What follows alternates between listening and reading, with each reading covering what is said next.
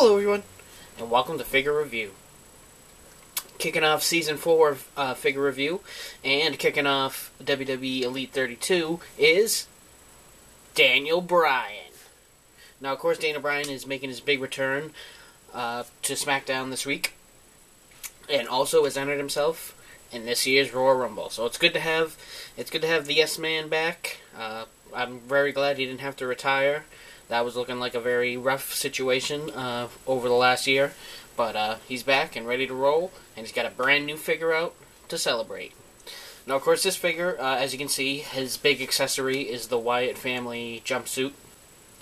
As you can see, this is a nice cloth. We don't get many cloth accessories anymore due to the budget restraints of such items.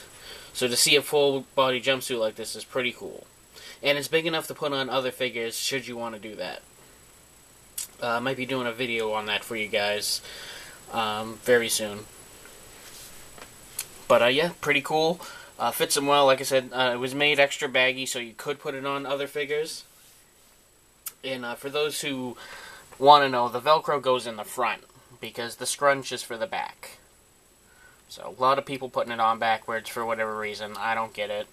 Any picture you look at, you can obviously tell what way the suit is supposed to go on, because that's how it goes on in real life. But let me get rid of the jumpsuit and we'll take a look at the figure. Okay, so here we have Bryan in his normal appearance without the jumpsuit.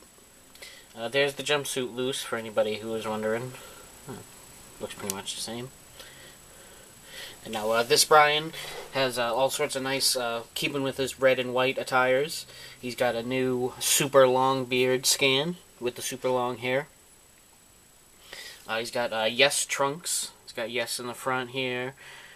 Daniel Bryan on the knee pads. And white flame on a red background design.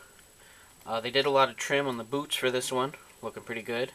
And he's got a giant Daniel Bryan logo in the back.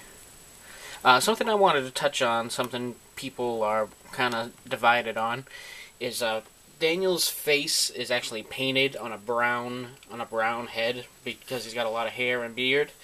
And I think on this particular figure, it doesn't bother me. It bothered me on the other scan they've been using on the basics, and the reason for that is on the other basic scan, his face and lips are so small on the head that it's much easier to tell that the face is painted. On this one, there's more face area, and it's harder to tell until you get really up close on it that it's painted. So on this figure, I think it doesn't look too bad. But in the spirit of mixing things up a little bit here on Figure Review, the show's been named that for some time, but I never actually give a score to any of the figures. So, kicking it off, and this might seem a little ridiculous, but I'm actually going to give this Elite set a 10 out of 10. Reason being that Daniel Bryan is completely accurate to how he would look. There's not really anything you could really nitpick here. Some people say this torso is a little small for Daniel Bryan. I say it's not too bad because he's really not that big of a guy. And what really makes it a 10 out of 10 is this obscure accessory that they really did not have to make.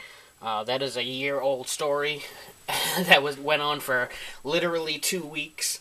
So for them to use the budget on a fabric item like that for such a obscure storyline really brings this figure up for me, in my personal opinion. Elite 32 Daniel Bryan, for me, gets a 10 out of 10. Thank you guys for watching, and stay tuned for upcoming figure reviews. I'll be doing Mark Henry, Rey Mysterio, and Big E from Elite 32, as well as a Diva review on Eva Marie, customs and fix-ups on Brock Lesnar, and much more. Catch you later, guys.